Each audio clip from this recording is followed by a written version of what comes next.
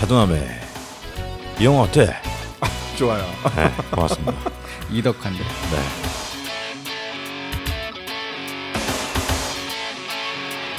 네. 극장뿐만 아니라 개봉관조차 없는 도봉구 도봉N에서 만드는 차동환남의 이 영화 어때 제5회 시작하도록 하겠습니다.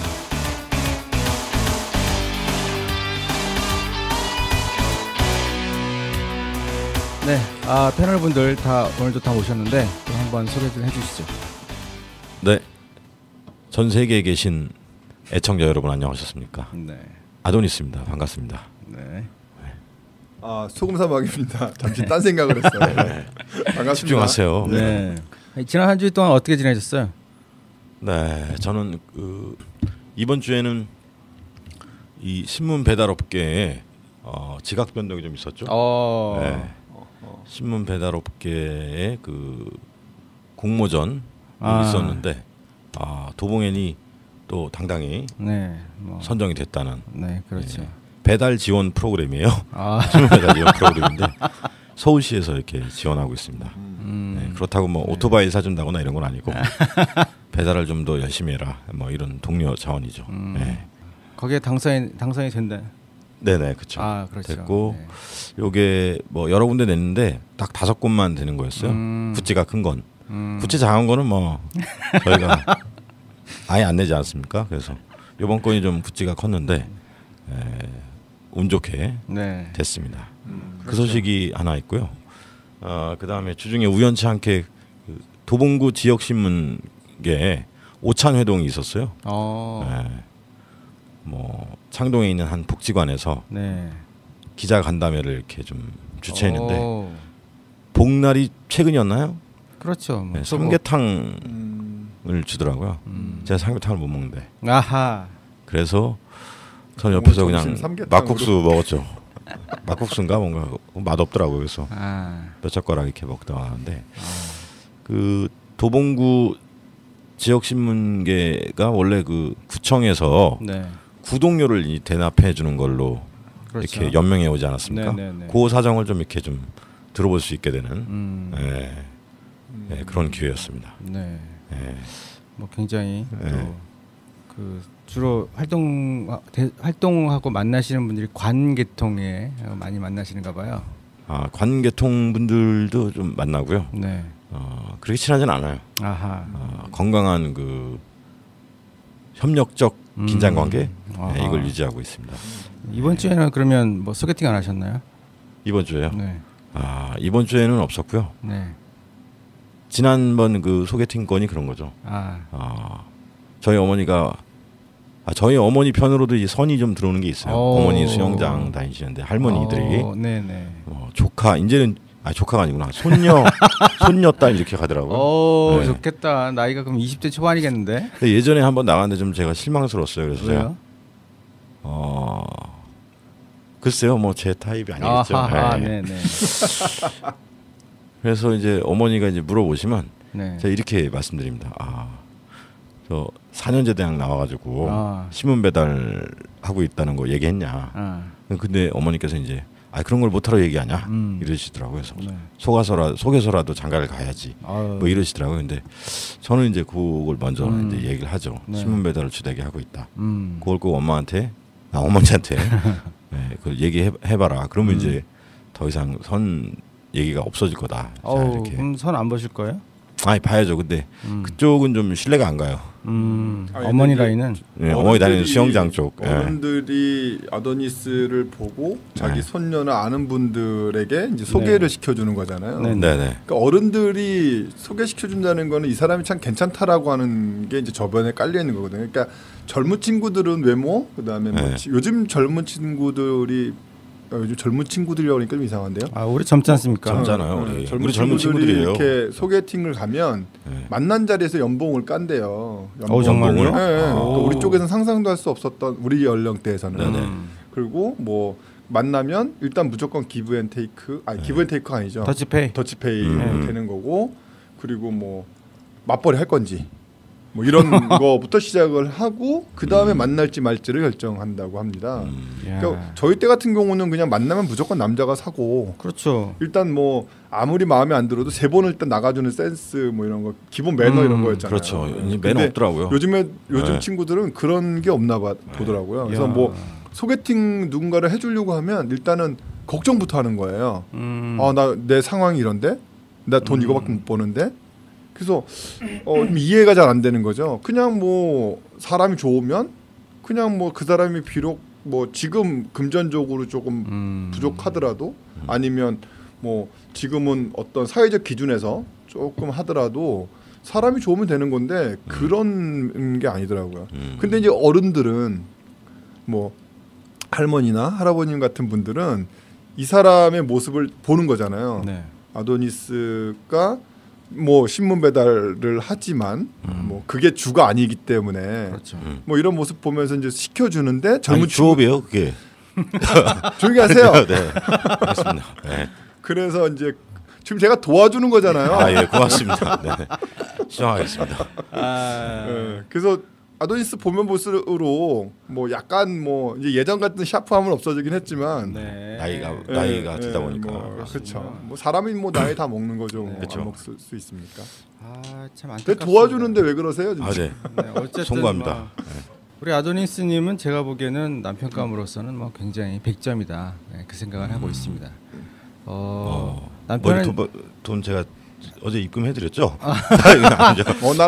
남편은 뭐 적당하게 약간 그 좀 둔감해야 될 부분도 있고 또 모든 걸 포용해야 될 부분도 있는데 우리 아도니스님은 뭐 포용력에 있어서만큼은 뭐 아니죠. 근데 그간에 여자친구를 잘 포용하지 않았죠.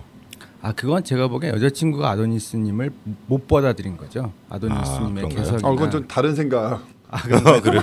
다른 생각입니다. 바로 안 필요 들어서요. 이건 좀 입금해드려야 되나요? 아니 됐습니다. 입금 필요 없고요. 그러시군요. 그건 좀 약간 다르죠. 좋은 남편일 수는 있으나 좋은 애인일 수는 없다. 뭐 이런. 그렇구나. 그렇죠. 평생 애인으로 살 수는 없는데 뭐 남편으로 살면 되죠. 뭐. 그렇죠.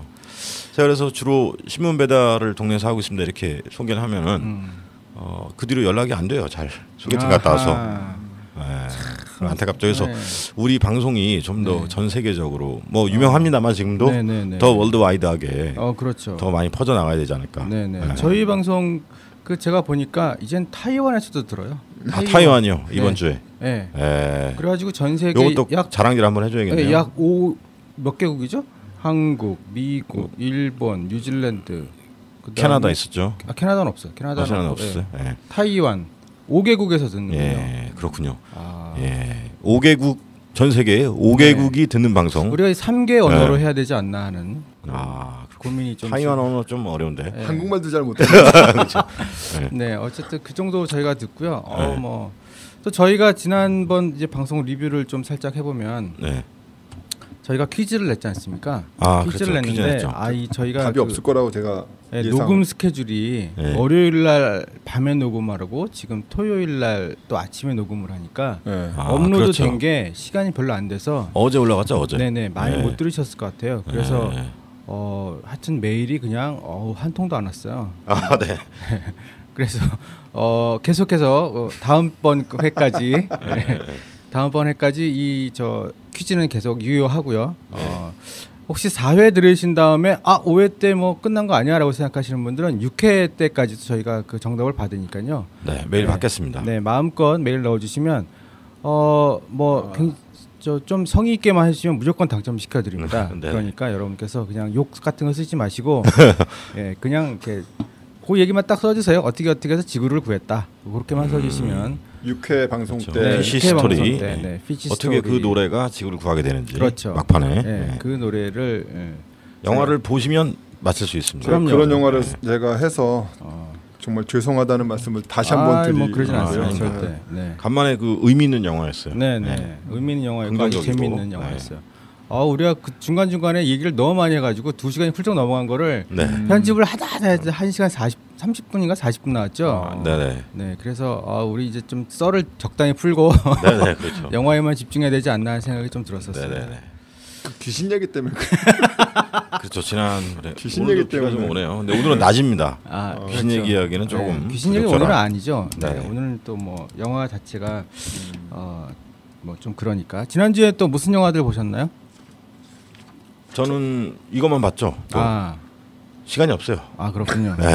영화 볼 시간이. 네, 영화 볼 시간이 없습니다. 뉴스도 안 봅니다. 거의 뉴스도 안 보고 신문도 도봉에만 보고 도봉에만 보고 다른 중앙일간지는 계속 밀리고 쌓이고 주간지 쌓이고 네, 이러고 있습니다. 도봉엔이 그 1시간 이상 볼 1시간 안 되죠. 1시간이면 충분히 다 1시간까지도 안 가죠. 5분이면 보죠. 5분. 네, 1시간 안 되고 5분은 좀 그렇고요. 전 개인적으로 집에서 신문 구독을 안 하거든요. 신문 구독을 안 하는데 이 가장 신문 구독을 안 하는 것에 불편함이 딱 하나 있어요. 뭐냐면 그 비 오는 날 신발이 젖잖아요. 그러면 신발 속에 신문지를 꾸겨 넣으면 속이 금방 말라요. 맞습니다. 생활의 지혜죠. 네, 근데 그게 늘 게 없어가지고 그동안 축축한 신발 신고 다녔다가 도봉엔이 들어오는 거예요. 도봉엔 종이가 아주 굉장히 흡수율이 좋아요. 그래가지고 도봉엔 한 3호, 4호 정도를 이렇게 꾸겨서 넣으면 도봉엔 그 신문 종이 재질이 중앙 일간지보다 약간 좋은 겁니다. 한 단계. 그래서 아마 흡수율이 더 좋을 것 같은데. 그렇게 또 사용을 할 수 있군요. 주로 라면 받침대나 이런 거 냄비 받침대로 썼었는데. 그렇죠. 가슴이 안 아픈가요? 그런 얘기 들으면. 근데 3년 이렇게 그럼요. 많이 거절당하고 이렇게 벌어지는 거 보면 무뎌져요. 조금 전에도 오전에 저 어머니 모시고 그간에 모은 폐지들 30kg 승용차에 싣고 팔고 왔잖아요. 30kg면 얼마 주나요? 2,500원 주더라고요. 그렇게 많이 모았는데 거의 한 달 이상 모았는데 10kg에 한 700원, 800원 정도 된다고 그러더라고요. 근데 엄청 내려갔어요. 제가 2년 반 전부터 팔아본 것 같은데 2년 전부터 그때는 1,100원, 1,200원 이랬어요. 10kg에. 근데 지금은 700~800원 정도밖에 안 되는 거니까. 제가 30kg 팔아봐야 담배 안 가. 지난번 TV에서 그 폐지 주워서 생활하시는 어르신들 그때 방송을 제가 본 걸로 기억을 하는데 그분들이 이제 10kg 정도를 가져가면 뭐 이제 그 정도 한 800원, 700원 정도를 받는다고 얘기를 그 방송에 봤거든요. 그래서 오히려 이제 폐지보다는 좀 이렇게 단가 나가는 뭐 양철이나 이런 게 더 비싸다고. 그리고 뭐 지나다 보면 어르신들끼리 막 싸우잖아요. 폐지 때문에. 그렇죠. 그런 거 보면 참 가슴이 아프고요. 언젠가 어떤 방송인가를 들었는데 그런 얘기 하더라고요. 지금부터 뭐 이렇게 뭐 계획을 세워서 살지 않으면 너희들 폐지 주웠을 거냐 막 이런 그런 말도 안 되는 방송을 내가 보면서 막말이네.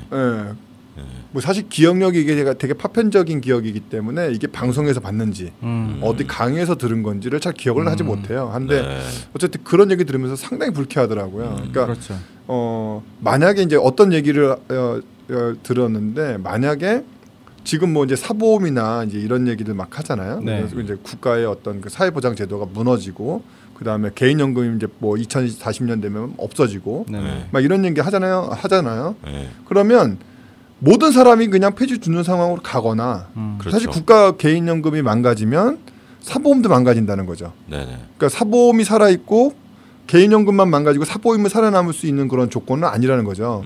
개인연금이 망가졌다는 거는 국가가 붕괴한 거기 때문에 그때는 뭐 지난번에 목 그렇게 붙어 있는 사람 빼고 전 국민이 다 그렇게 살 수밖에 없는 거거든요. 사보험료를 낼 돈이 없는 거죠. 그렇죠. 그렇게 몰라 이 자식들이. 그러니까 그걸 모르는 거죠. 그래서 막 뭐 보험도 들어야 되고 뭐 자기 노후의 어떤 그런 적금도 보여야 되고 개인연금은 이제 없어질 거니까 막 이런 식의 얘기를 하거든요. 되게 배웠다는 분들이 그런 얘기 들 때마다 되게 불쾌해요. 그리고 이렇게 운전하고 가다 보면 어르신들이 막 진짜 뭐 이렇게 뭐 라면 박스 같은 거 하나 갖고 할머니 할아버지가 막 휘두르고 싸우고 뭐 이런 거 보면 가슴이 되게 아파요. 그렇죠. 그리고 이제 그때 단가도 그 방송에서 처음 보고 깜짝 놀랐어요. 10kg면 사실 어르신들이 10kg 들기 쉽지 않거든요. 그렇죠. 그런데 그게 오늘 아침에 저 뺑이 쳤어요. 30kg 그 차이신 분. 방송에서 뺑이가 뭡니까? 좀 더 언어를 순화하도록 하겠습니다. 막말. 아무튼 그런 게 되게 가슴 아프더라고요. 그러니까 지금 방송 듣는 분들이 30kg 폐지면 어느 정도일까 감이 잘 안 오시는 것 같은데 트렁크에 일단 꽉 채우고요. 그래요? 뒷좌석 정도를 먹어줘야 됩니다. 부피상으로. 그렇죠. 그 정도 돼야 30kg 되는 거예요. 그러면 담배 한 갑 네, 삽힐 수 있는 2,500원. 네. 담배가 2,500원이 나나요? 담배 2,500원입니다. 2,700원짜리도 있고요. 네, 담배 끊은 지가 오래돼서 네. 가격대를 잘. 그래서 우리 폐지 줍는 우리 동네 어르신들 그리고 지적 장애인분들도 계신데 예, 안타깝습니다. 폐지 가격은 계속 내려가고 폐지는 점점 없어지고 동네에서 예, 이런 상황입니다. 아무튼 네, 뭐 또 우리 아도니스님 네. 이번 아침부터 고생하셨다고 말씀을 해주시는군요. 그럼 영화 또 우리 소금사막님 영화 보신 거 없어요? 감시자들 요번에 봤어요. 네. 감시자들. 네, 정우성. 네네네네. 네, 정우성. 개봉작이죠. 개봉작이죠. 네. 네. 네. 저는 어둠의 경로를 보지 않습니다. 네. 그러시니까 우리랑 달라. 그렇죠. 네. 차원이 다른 거죠. 네. 아니, 수준도 달라. 아니, 여기 저급이야 저는. 편집해 주세요. 왜요? 감시자들은 이제 저희 아내가 네. 아내가 보자고 해서 이제 봤는데 네. 그냥 감시자는 보고 싶었어요. 저도 좋아하는 그런 장르이기도 하고. 아 그래요? 예, BT의 그 정우성의 그 느낌이 아직 살아 있기 때문에 그 뒤로 나왔던 거무강원이 뭐 이런 것들은 그닥이었고요. 네. 그냥 비트 정도였던 것 같아요. 정우성에 대한 이미지는. 비트. 예, 이번에 나온 그 감시자들 영화 봤는데 BT에서 그 정우성이 네. 마지막에 죽잖아요. 네네. 안 죽은 거죠. 안 죽은 거예요? 예. 안 죽은 거예요? 예를 들어, 그러니까 안 죽은 거죠. 그래서 얘가 어떤 암흑가에서 걔를 키워서 그 엄청난 세계적인 어떤 그런 킬러, 그 다음에 범죄 어떤 그런 머리를 쓰는 그런 브레인 이런 게 된 거처럼 보여요. 그 스토리가. 그렇죠. 그러니까 스토리라기보다는 비트의 그 정우성의 그 이미지와 네. 이 감시자들의 정우성의 이미지가 거의 흡사합니다. 그래서 마치 비트의 그 머리 스타일도 그 똑같거든요. 감시자들에서. 그래서 비트가 만약에 그 비트의 정우성이 살아 있었다면 40살 정도 먹은 정우성은 저런 모습일 거다. 그리고 사실 비트에서 그 정우성이 공부 잘 못했잖아요. 그렇죠. 싸움은 무지개 잘했고요. 네.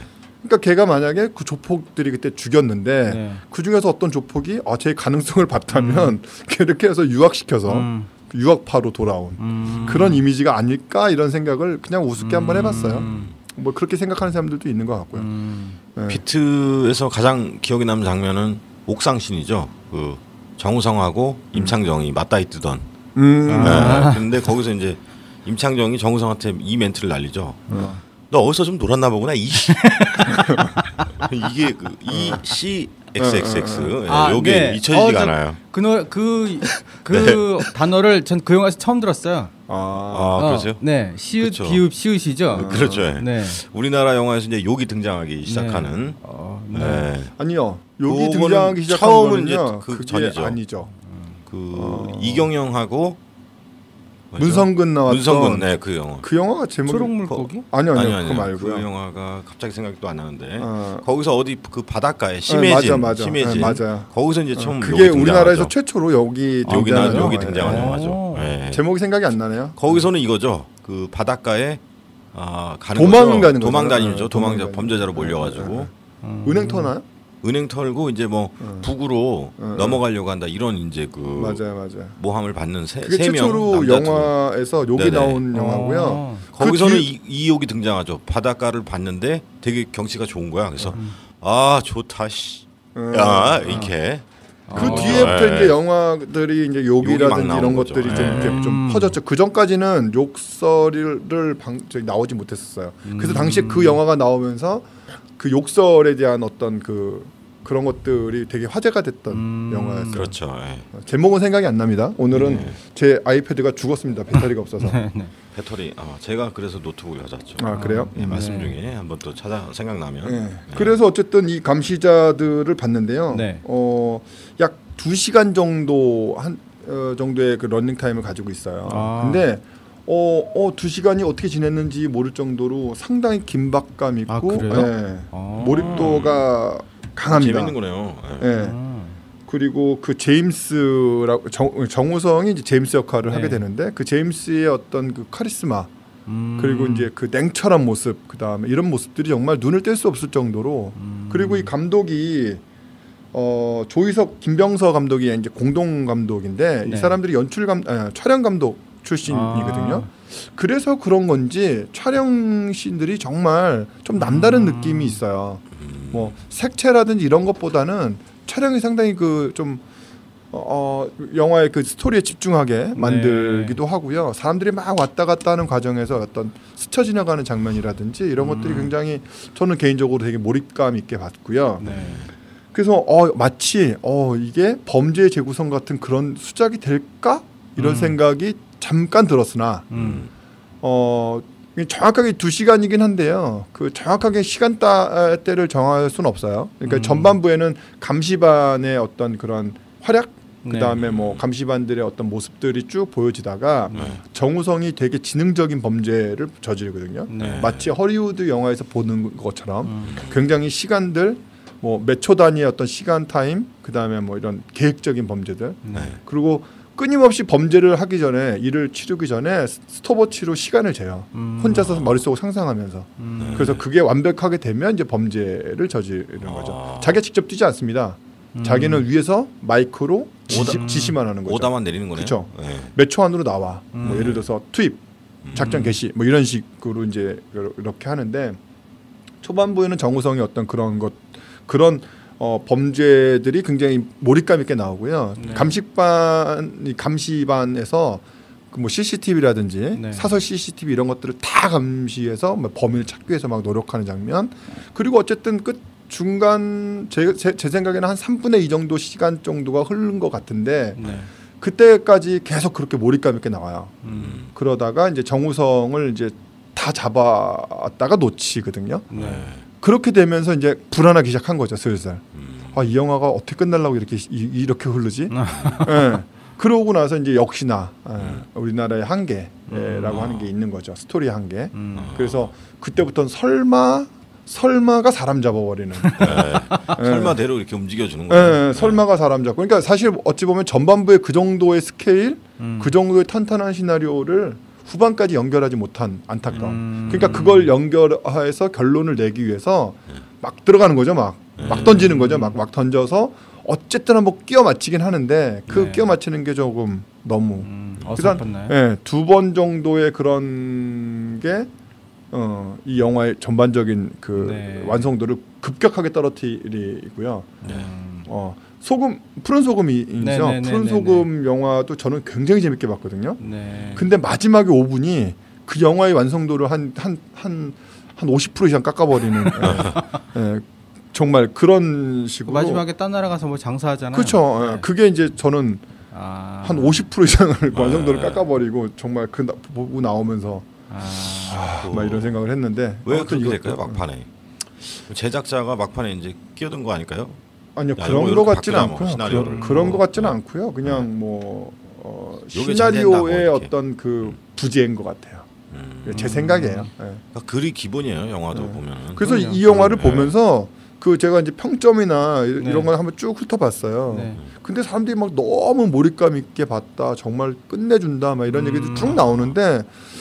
글쎄 저는 이제 그 2건의 결론에 도달하는 과정이 너무 좀 어설퍼서 거기서 이제 급격하게 이제 떨어졌죠. 근데 초반부는 정말 우리나라 영화도 이 정도만 있을 수 있구나, 이 정도로 정말 완벽한 시나리오나 완벽한 촬영, 그다음에 완벽한 뭐 이렇게 흐르게 돼요.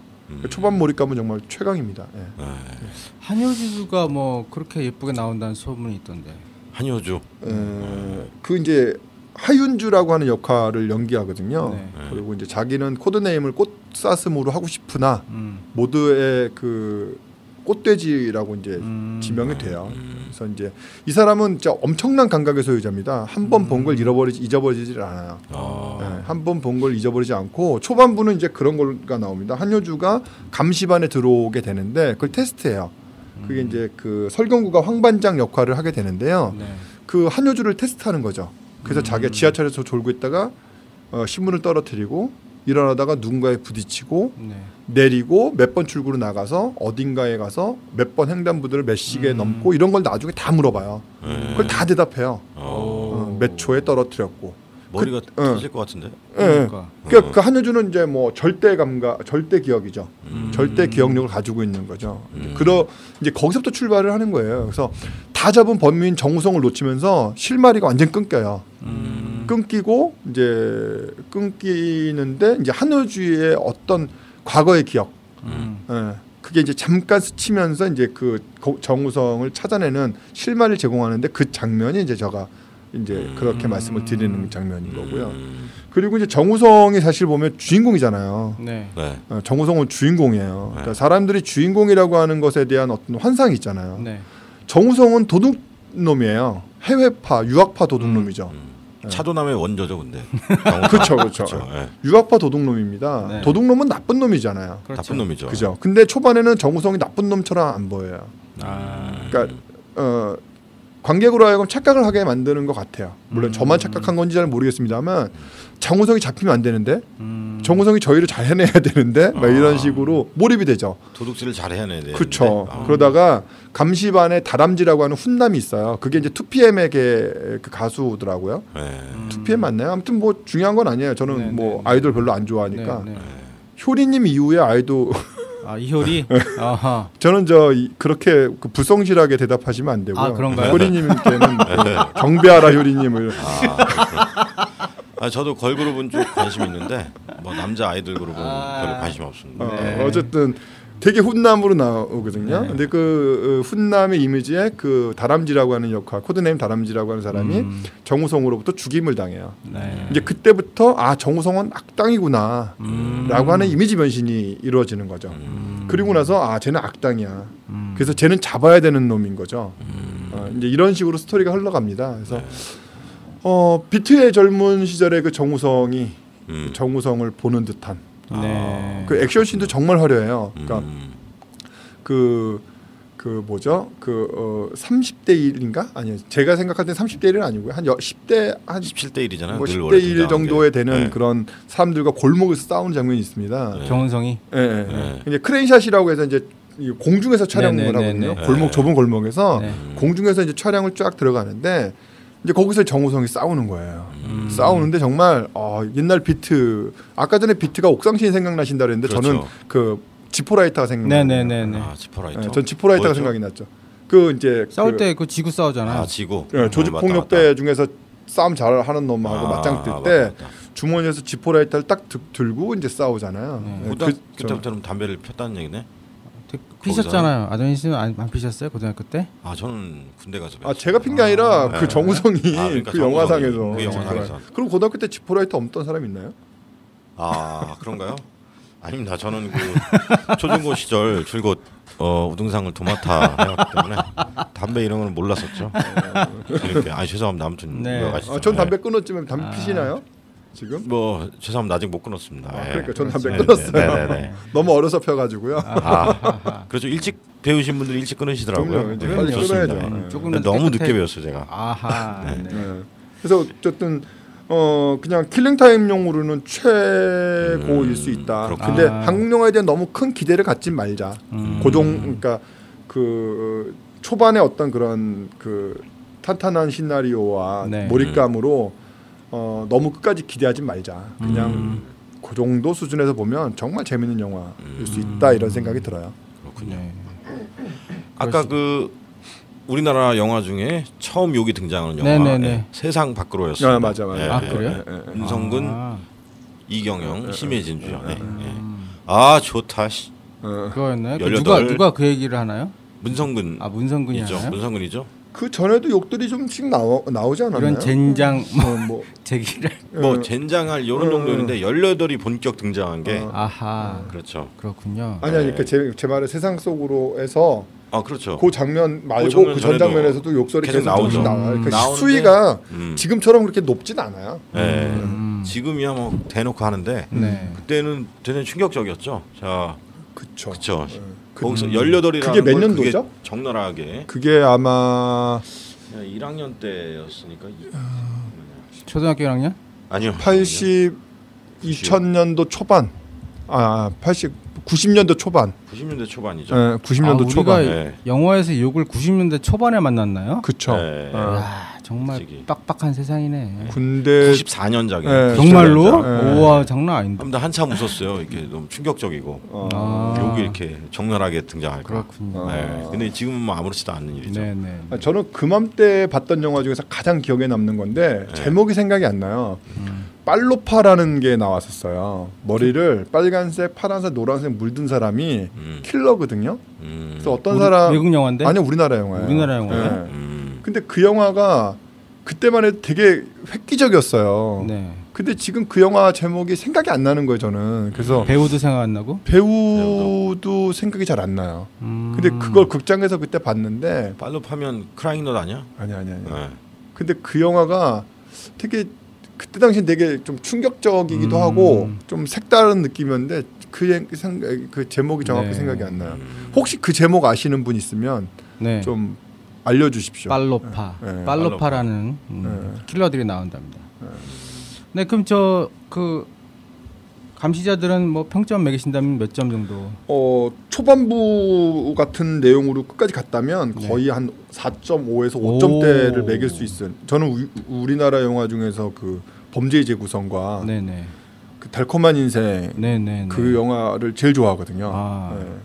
뭘 잘 기억은 안 나겠지만 또 어딘가에 있을 수도 있긴 한데요. 네네. 일단은 기억나는 영화 중에서 그 두 영화가 제일 좋은데 거의 그 정도에 필적하거나 이상일 수 있는 영화였어요. 초반에는. 네네. 그러다가 이제 중반부를 넘어가면 후반부에 가까워지면서 급격하게 이제 기대가 떨어지기 시작하면서 뭐 3점 미만. 과함에도 불구하고 반 깎아 먹었네. 네. 전혀 안 과하신 것 같아. 아니. 반 깎아 먹었어. 진짜. 우리 지난번에 피시 스토리도 평점 안 매기고 방송을 마친 것 같은데. 전 피시 스토리 5점이에요. 5점이요. 전 제가 좋아하는 영화 5점입니다. 5점. 네. 그렇군요. 네. 뭐 제 맘이죠, 뭐 제 평점인데. 그렇죠. 그렇죠. 저는 4점. 4점. 네, 저도 4점 정도. 그 스토리가 너무 기발해서. 네, 스토리 기발합니다. 연기를 잘 하지는 못하잖아요. 그렇죠. 연기가 뭐 되게 막 그런 건 아닌데 스토리가 정말. 그렇죠. 그리고 또 장면 전환이 빠르거나 뭐 이런 건 아니에요. 그리고 제일 마음에 드는 건 그 맨 마지막 5분에 모든 걸 설명해주는 친절함. 그렇죠. 네. 나 그거 안 나왔으면 이해 못할. 네, 그거 안 나왔으면 그리고 끝내 이해 못하고 와서 조금 삼아 얘기를 듣고 그게 그 장면이 그래서 생각된 거. 어쨌든 그 정도 피시 스토리도 아주 좋았던 것 같아요. 네네. 네. 저는 이번 주에 그 저희 아들 때문에 지아이조를 그러셨군요. 지아이조 2를 슬쩍 봤습니다. 지아이조 2를 슬쩍 본 것도 이병헌이 어떻게 연기를 하나. 네. 근데 뭐 이병헌이 지아이조 1보다는 비중이 아주 높더라고요.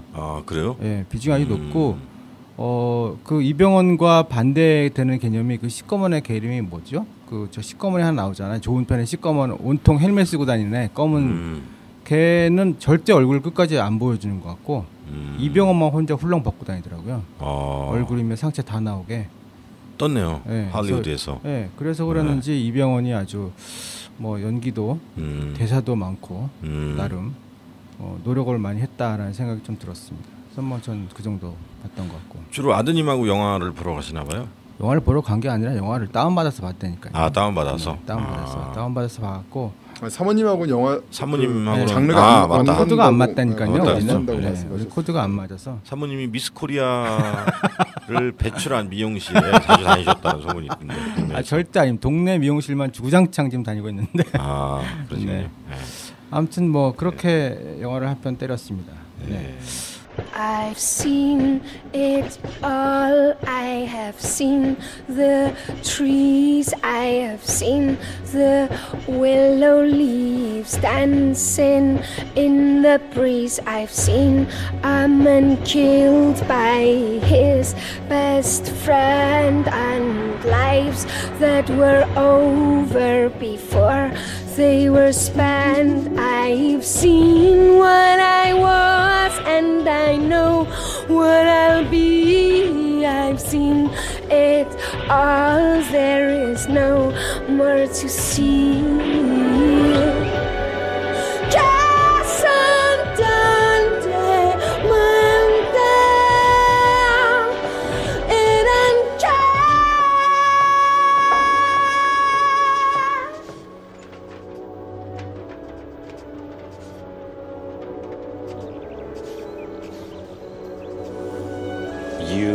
haven't seen elephants, kings, or Peru. I'm happy to say I had better to do. What about China? Have you seen the Great Wall? All walls are great if the roof doesn't fall. And the man you will marry, the home you will share. To be honest, I really don't care.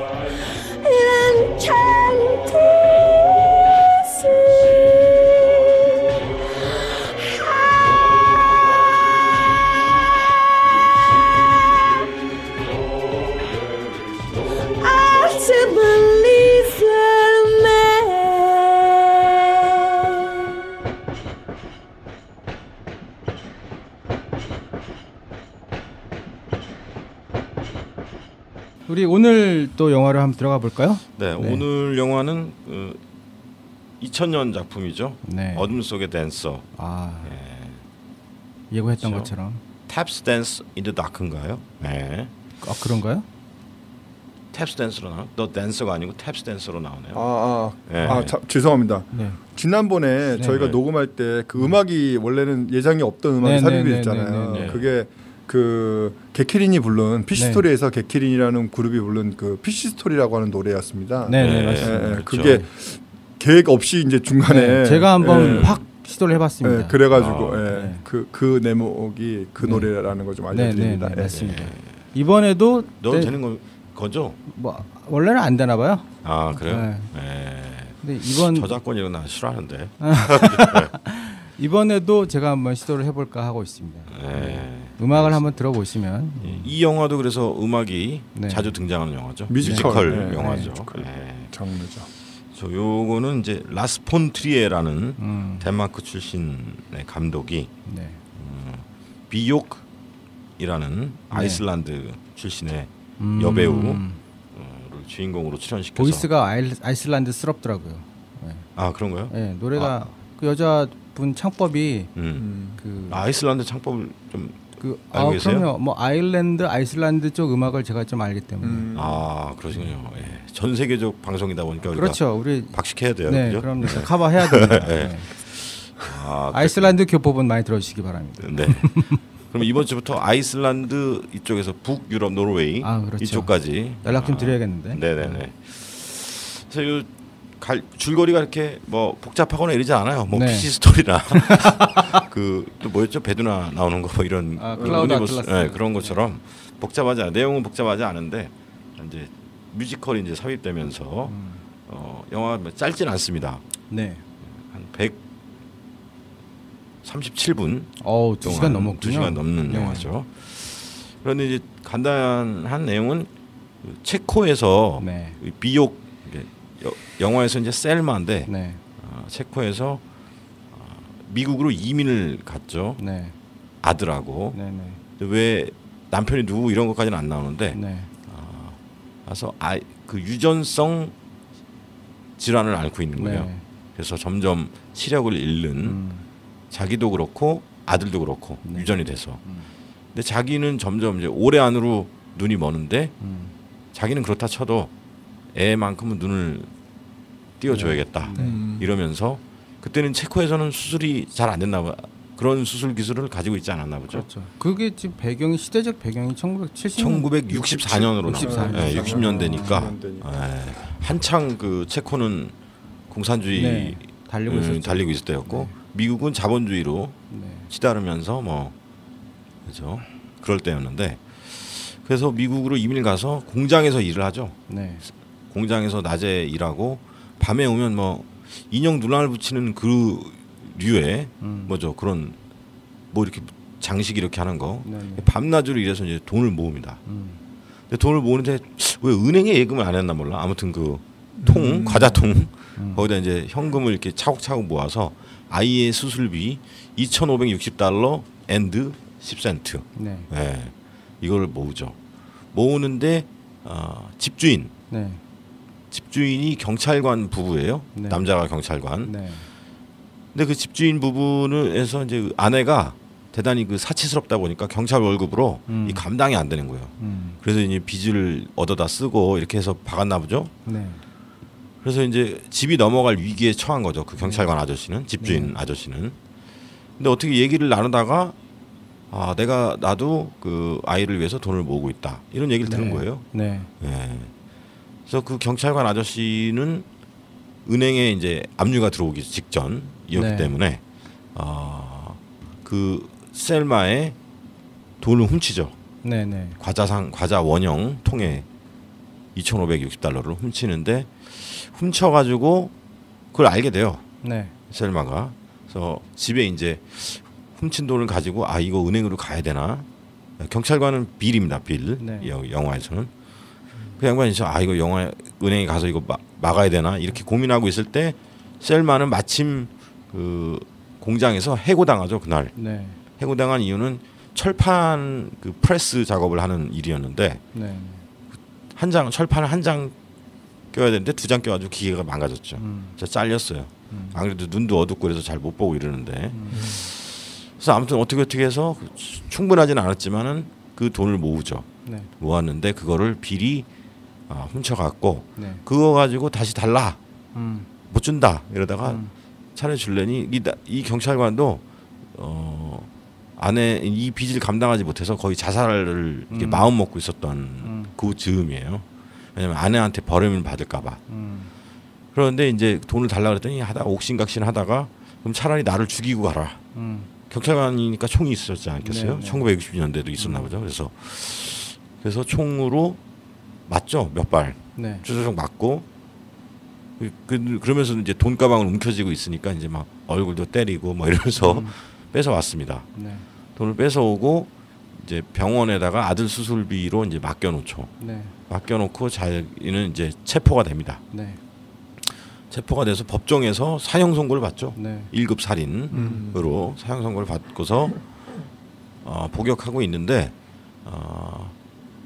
거기서 또 이제 나오는 게 이제 국선보 변호인의 그 무능력함 이런 게 나오죠. 거의 아무 말이 없어요. 검사만 막 얘기하고 얘기해서 대신 이제 그 셀마가 다 있는 대로 털어놓지 않죠. 아들 수술비를 마련하기 위해서 이렇게 했다. 이런 거를 털어놓지 않아요. 그 이유는 이제 그렇게 얘기하면 그것도 돈을 또 이렇게 뺏길까봐 라던가. 그리고 이제 빌과도 친하게 지냈어요, 사실. 네네. 빌이 이제 그거에 대해서 말을 하지 말아달라. 그거라는 거는 이제 자기 아내의 사치 때문에 내가 이런 죽기 직전까지 왔다 이런 거에 대해서 말하지 말아달라 그랬거든요. 근데 아무튼 아주 죄질이 나쁜 1급 살인범으로 몰려서 사형을 언도받죠. 네. 그러다가 이제 그 쉘마를 좋아했었던 동네 남자 한 분이 계셨어요. 네. 제프라는 분이었는데 네. 그 양반이 이제 그 아들의 수술을 예정하고 있던 그때는 안과였나 봐요. 그 병원에 가가지고 이러이러한 사연이 있었구나. 이걸 알게 됩니다. 그래서 제프가 다시 그 재판을 다시 받게 해달라. 사형은 너무 가혹하다. 이렇게 했죠. 네. 그래서 사형을 받기로 예정된 바로 전날 사형 집행이 유예되죠. 유예되고서 이제 민선 변호인을 이제 방에서 쉘마가 이제 접견을 하게 됩니다. 네. 여기까지 이제 딱 그 뒤로는 왜 다시 결론이 어떻게 됐을까? 요거는 이제 영화를 직접 보시면 좋겠습니다. 거기까지 말하면 또 좀 재미없고 이런 상황입니다. 죽었을까 살았을까 그건가요? 그렇죠. 근데 뭐 네이버나 다음에서도 이렇게 나오긴 나오더라고요. 다 나와요. 그냥 저기에서도 다 나오나요? 네, 그냥 까시죠. 이거는 나오더라고요. 이거 오래된 영화니까요. 네. 2000년도 다 나오더라고요. 까세요. 죄송합니다 괜히 쓸데없는 신비주의로 이렇게 해서 아무튼 그랬는데 근데 그 사인만 하면 돼요. 사형 집행을 일단 유예하고 재판을 이제 다시 받게 하면 이제 감형을 네. 최소한 사형 최대 이제 최소한 사형은 아닌 네네. 수준으로 감형받을 수 있는 기회였는데 하필 거기서 또 재수 없게 돈 때문에 그 민선 변호인은 돈을 더 이제 수임료를 더 받아야 되는데 그 2,560달러 요 정도로 아까 남자친구가 아니구나. 좋아했던 남자가 네. 그 돈 정도를 안내를 해줬죠. 그 돈 정도가 있는 것 같다. 그러면 그래 그럼 그 돈 정도로 내가 그러면 변호를 해주겠다. 이렇게 했는데 쉘만은 이제 고민 끝에 아니다. 그거는 내 아이의 눈을 뜨게 해주기 위한 수술비다. 그거를 까먹을 수는 없다. 차라리 내가 죽지. 그래서 사형 집행 유예 됐던 거를 철회하죠. 네. 네. 그래서 끝내 형장의 이슬로 네. 사라진다는. 그 전에 이제 아이는 수술을 받고 눈을 이제 떴다라는 소식을 딱 그죠 이제 교수형인가요? 네, 교수대에서 이제 딱 듣고 거기서 이제 죽음을 맞이하게 됩니다. 네.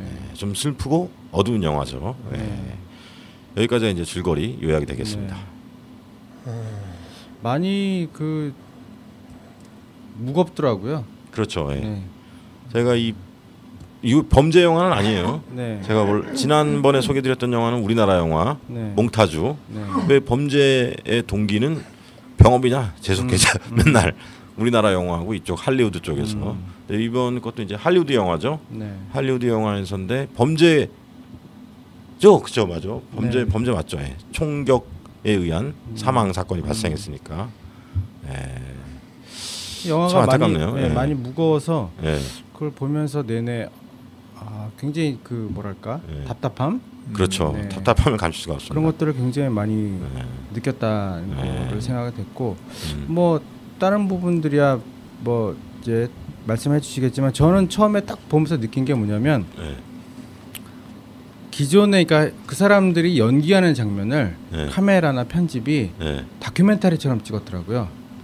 그렇죠. 2000년대인데도 불구하고 한 대의 카메라로 사람이 이야기하면 보통 카메라를 두 대를 놓고 교차 편집을 하잖아요. 그렇죠. 이 사람 얼굴, 저 사람 얼굴 하는데 이 영화는 보면 한 대의 카메라를 왔다 갔다 하는 거예요. 카메라를 막 휘둘러, 휘두르고 편집도 막 툭툭 끊었어요. 그런데 맞아요. 희한한 게 이게 이제 뮤지컬 장르가 포함이 되어 있잖아요. 네네. 그 비오크라는 여자가 노래 부르는 걸 너무 좋아해서 그렇죠. 언제 어느 상황에서든지 간에 그 리듬과 음악을 생각해서 막 춤을 추다가 막 다치기도 하고 그러잖아요. 그렇죠. 그런데 그 뮤지컬 장면에서는 아주 깔끔하게 촬영이 되고 편집이 되어 있습니다. 색감조차 달라요.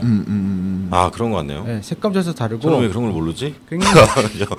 굉장히 그 세련되게 찍혀져 있는데 기존에 있는 그 여자의 모습을 그냥 찍은 것 같은 경우는 그 굉장히 다큐멘터리처럼 카메라 한 대 갖고 막 휘두르는 느낌이 굉장히 흔들리고 막 그렇게 찍혀 있거든요. 그렇죠. 화면도 약간 거친 것 같고. 네, 화면도 톤도 굉장히 다운돼 있고 그런 것들을 보면서 그 여자의 삶에 대해서 좀 더 뭐랄까 진실성 아니면 뭐 실제 있었던 일 같이 표현하고자 그렇게 촬영 기법을 했는 것이 아닌가.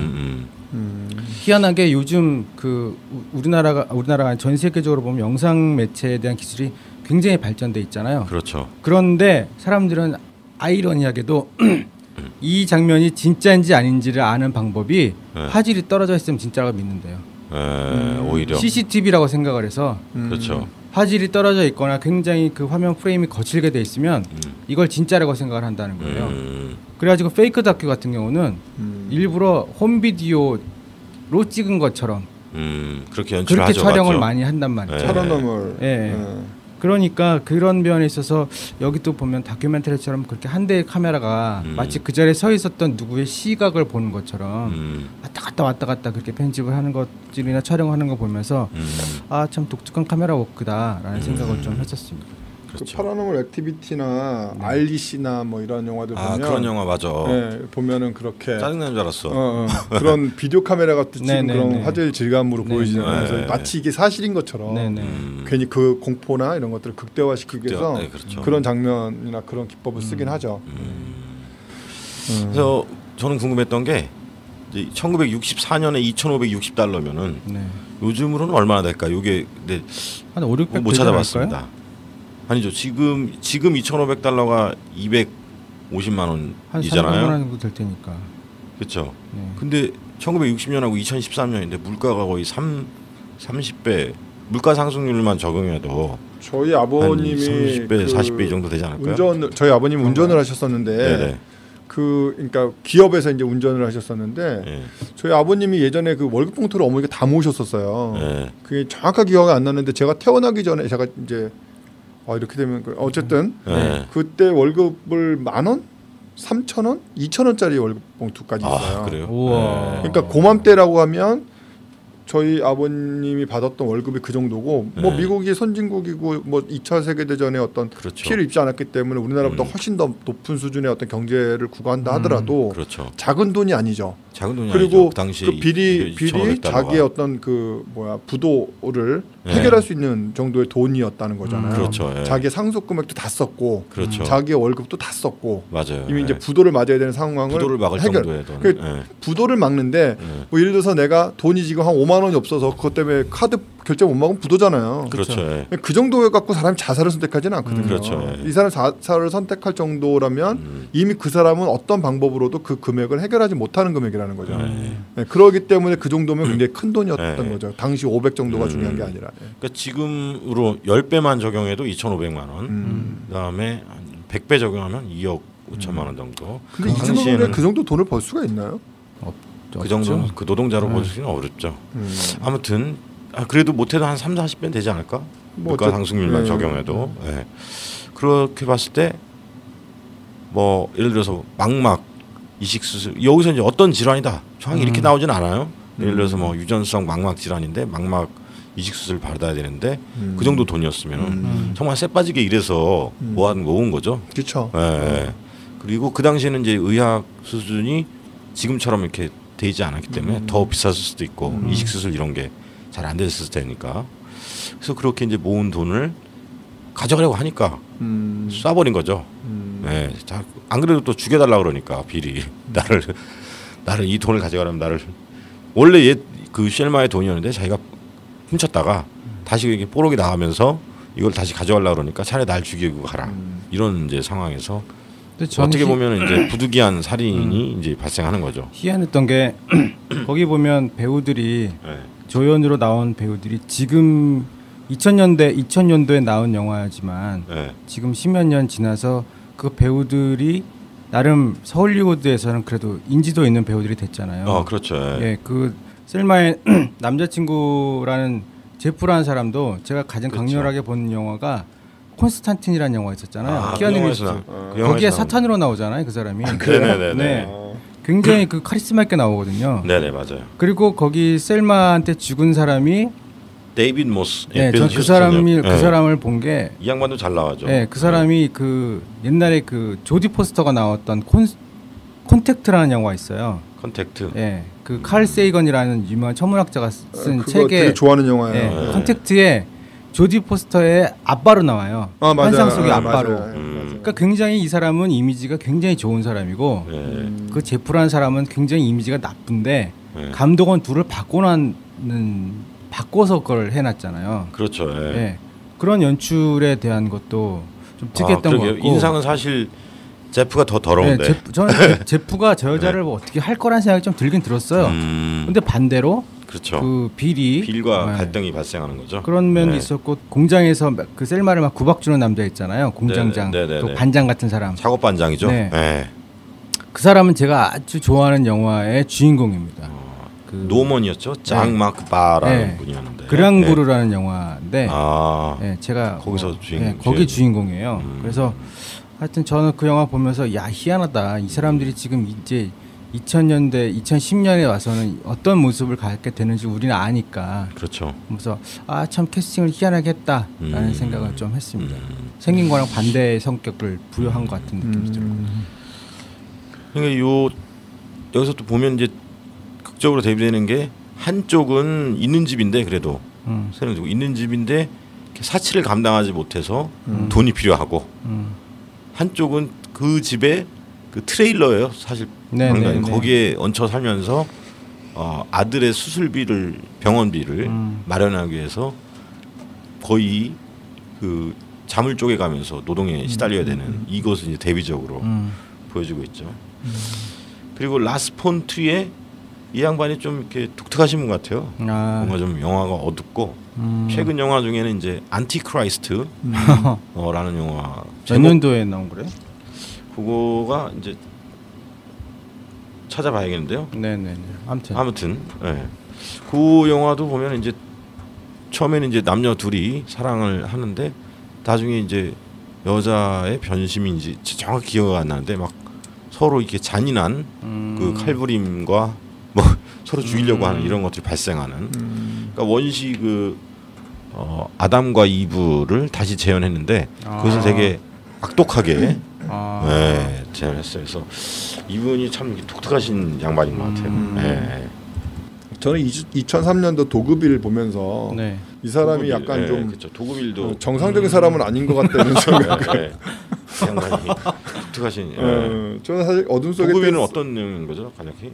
그 도그빌은 약간 실험적인 영화예요. 그러니까 도그빌이라고 하는 시골에 되게 아름다운 마을이 있는데 그 마을이 이제 그 큰 뭐 그런 거죠. 그러니까 뭐 실내에 그 건물이요 바닥에 하얀색 페인트로 이제 그 건물처럼 그림만 그려놔요. 네, 그리고 건물 안에 들어가면 바깥에서는 그 사람을 못 보는 거죠. 혼자 안에서 마임하는 거고 막 이런 영화예요. 약간 실험적인 영화인데 마을 이름이 도그빌이잖아요. 거기 있는 사람들은 전부 다 개예요. 그러니까 되게 마을이 되게 아름답고 뭐 이런 분위기지만 인간의 추악함이라고 하는 게 진짜 절정으로 흐릅니다. 그런데 그런 영화이고요. 그 뭐 이 어둠 속의 댄서도 보면 제가 지난번 때도 이거 정말 가슴 아픈 영화인데 그렇죠. 막 이런 말씀 드린 것처럼 이 영화도 되게 어둡잖아요 분위기가.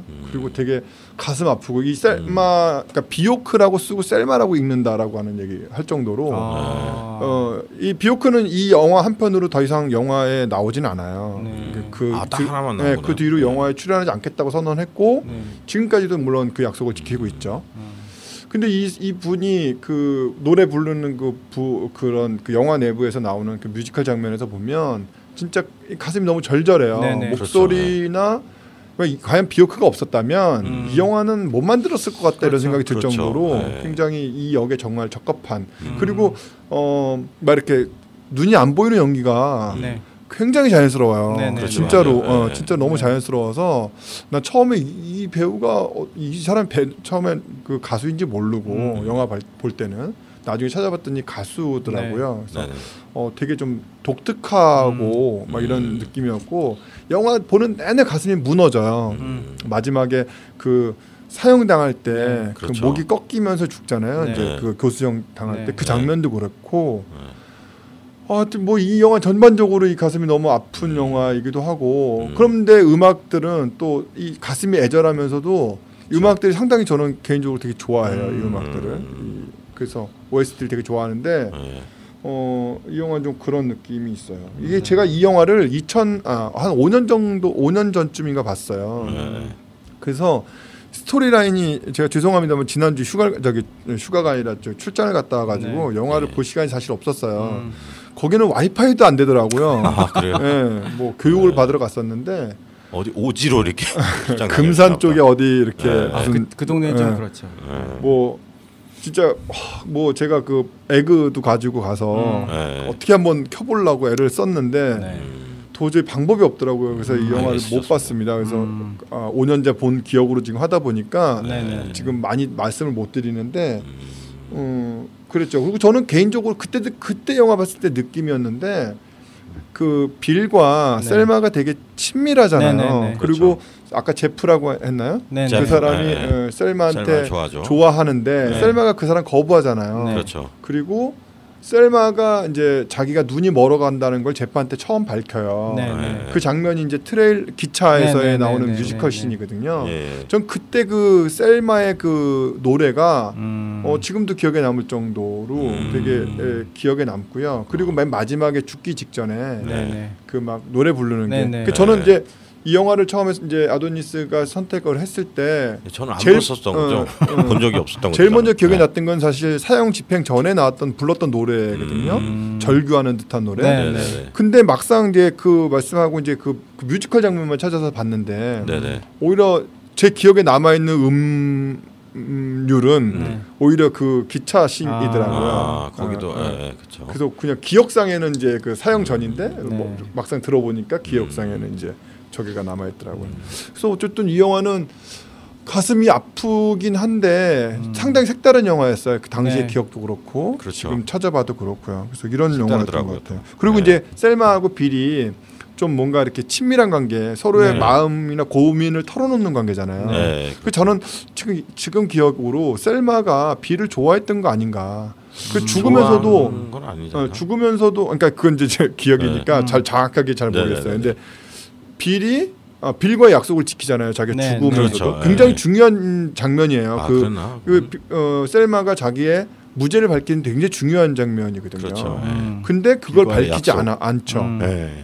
그걸 밝히지 않는 것도 그랬고 셀이 자기가 갖고 있는 모든 고민들한테 빌한테 다 얘기하잖아요. 빌도 네. 마찬가지고. 그래서 빌이 죽고 난 뒤에 셀마가 어떡하지? 막 이제 하면서 노래 부르는 장면이 또 있어요. 네네. 거기에 뮤지컬 장면이 들어가는데 빌이 이제 막 시체가 일어나잖아요. 네네. 일어나서 괜찮아. 네 잘못 아니야. 내가 더 미안해. 이미 난 용서했어. 막 이런 대사들이 나오거든요. 그렇죠. 네. 그래서 사실 그걸 보면서 그냥 그것이 셀마의 기억 속에 나오는 어떤 뭐 자기가 상상이라고 하지만 저는 그걸 보면서 이제 빌도 셀마를 어느 정도는 뭐 이런 생각이 얼핏 드는 거예요.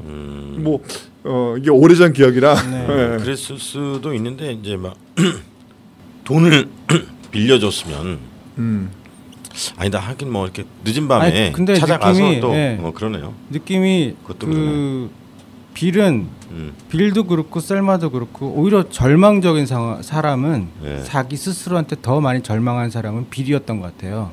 그렇죠. 맞아요. 네, 맞아요. 그래서 자기의 절망을 어디에 좀 기대고 싶은데 기댈 데가 없었던 기댈 거지. 데가 없고 그러니까 마치 그 약간 백치미를 가진 아니면 그렇죠. 너무 그 어리버리하고 어리버리한 네. 사람한테 자기 얘기를 털어놓는 거죠. 그렇죠. 털어놓고 자기가 이런 고민이 있다. 네, 이게 마치 그 사람한테 해결책을 받을 게 아니라 이걸 가지고 그냥 내 마음의 위안을 삼겠다라고 해서 털어놨는데 그 마침 여자가 그쵸, 예. 네, 그 여자가 나도 고민이 있다고 얘기하면서 돈 얘기를 한단 말이죠. 그렇죠. 예. 그러니까 이 사람 거기서 이제 한번 흔들린 상황인 그렇죠, 것 같아요. 그런데 셀마는 어떤 면에서 보면 너무나 어리숙한 거죠. 어리숙한 거죠. 네, 예. 너무나 어리숙하고 예. 어떻게 보면 너무나 순진하고 예. 지금 빌이나 또는 그 뭐 다른 공장의 시스템 안에서 돌아가는 그 시스템을 따라갈 수 없는 예. 그런 사람인 것 같아요. 맞아요. 그러니까 이 사람은 언제나 머릿속에는 음악이 들어있고 춤이 들어있는데 현재 이런 시스템 안에서 돌아가기에는 거기 끼어들 데가 없는 거죠. 혼자만의 깜빡한 상상, 사회 시스템을 네. 껴서 돌아가기는 어려운. 네, 상상의 세상 속에서만 살아가는 그런 느낌이 그렇죠. 들죠. 근데 보면 저는 그런 분들을 가끔 봐요. 그런 분들이 있어요. 계셔요. 예. 예, 이 동네에 세상을 한두 살아가기에는 예. 너무나 순진하고 예. 물론 그분들이 잘 산다는 얘기도 아니고 네. 그분들이 뭐 세상을 쉽게 말하면 똑부러지게 잘 사는 것도 아닌데 그렇죠. 자신의 어리숙함이 이 세상에 돌아가는 속도에 견뎌내지 못해서 계속해서 아픔을 당하고 그 절망을 하고 그렇죠. 스스로를 망가뜨리는 분들이 있더라고요. 예. 망가집니다. 예. 예. 근데 가장 많이 망가지는 게 결국은 돈 때문에 망가지는 거고. 맞아요. 예. 그렇더라고요. 그래서 그 영화 보면서 참 그런 분들이 생각나서 가슴이 많이 아팠습니다. 그런 분들일수록 또 엉뚱한데 저기 열중에. 네네 맞아요. 보통 사람들이 봤을 때는 네. 셀마도 이제 뮤지컬이지만은 뭐 동네 다른 분들은 뭐 어떤 뭐 이렇게 다른 코드에 집중을 한다든지. 저 아는 분은 또 교회 그 열중하셔서. 그렇죠. 네. 그런 분들도 있고. 예. 아무튼 이 라스 폰 트리에 아까 그 감독의 안티크라이스트는 2009년작. 2009년작이고요. 이분이 스타일이 그 헐리우드의 김기덕이 아닌가 싶은데. 그렇죠. 예, 김기덕. 그렇죠. 헐리우드의 김기덕인 것 같아요. 이 영화도 보시면 정말 깹니다. 네, 정말 충격적인데 안티크라이스트 별로 권하고 싶진 않아요.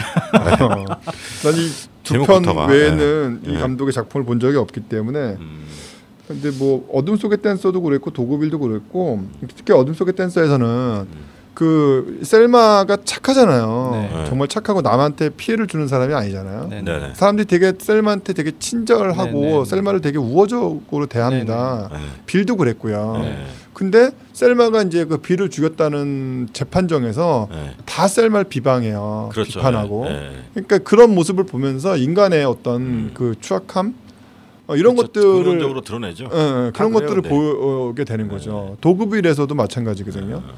막 그 여자 배우가 누군지 잘 기억이 안 나는데 되게 이쁜 기억력이 안 좋아서 그 전부 다 그 여자를 도우려고 합니다만 나중엔 도우려고 하는 것이 아니에요. 결국은 그래서 나중에 그렇죠. 막 그 여자가 다 죽이거든요.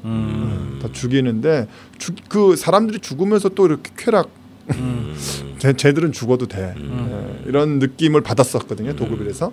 근데 이제 이 어둠 속의 댄서에서도 셀마가 그렇게 착하고 셀마에게 그렇게 우호적했던 사람들이 저렇게 한순간에 다 돌변하는 걸 보면서 좀 그런 게 좀 되게 가슴이 아프더라고요. 제프하고 같이 공장에서 일했던 캐시 빼고는 그렇죠. 돌변하는데 캐시가 그 까트리는 맞습니다. 저도 그런 경험인데 특히 뭐 동지 서로 이렇게 부르는 바닥이 있어요.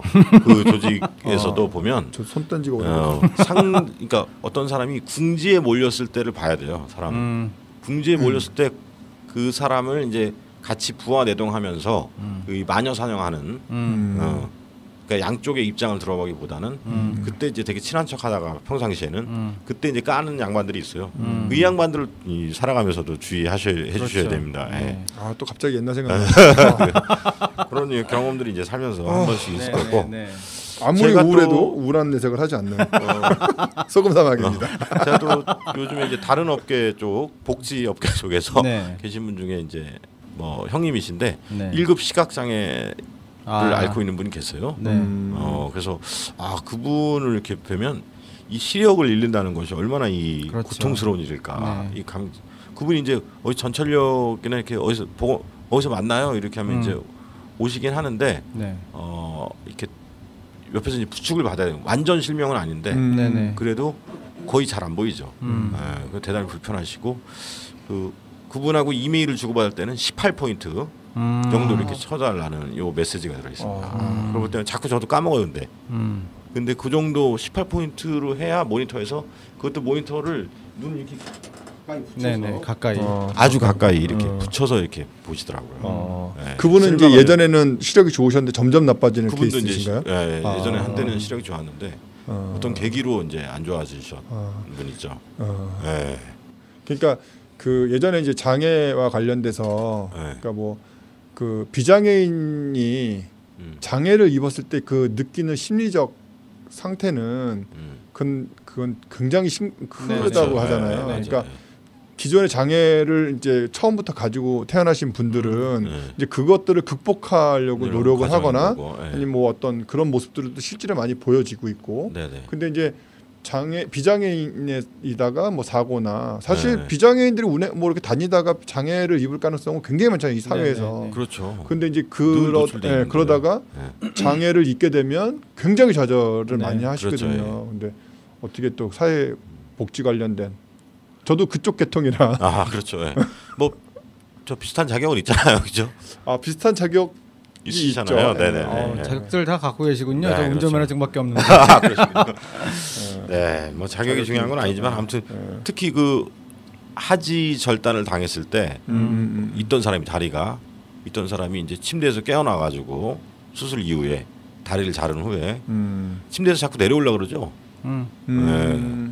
자기 다리가 있는 줄 알고 이런 게 이제 그 평소에 우리 같이 이렇게 비장애인이었다가 갑자기 장애를 입게 되는 경우에 근데 이 쉘만은 이제 점점 시력을 잃어가는 과정이었죠. 대단히 고통스러운 과정이었을 거란 말이죠.